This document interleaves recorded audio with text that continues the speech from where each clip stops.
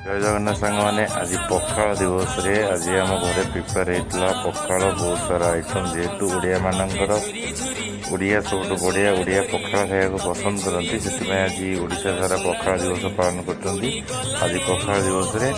आम प्रिपेयर करूँ पखाल अंडा आमलेट सजना छुई आलू भजा मिक्सर अंडा आमलेट मिक्सर सजना छुई आलू भजा सालाड बड़ी पियाज टिके थिला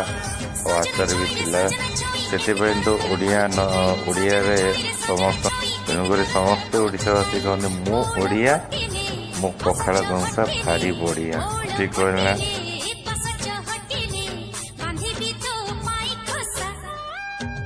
पखाल कंसा मो पखाल कंसा पखाल कंसा मो पखाल कंसा तते झुरी झुरी आलो सुना गरी तते झुरी झुरी आलो सुना गरी उड़ी गलानी।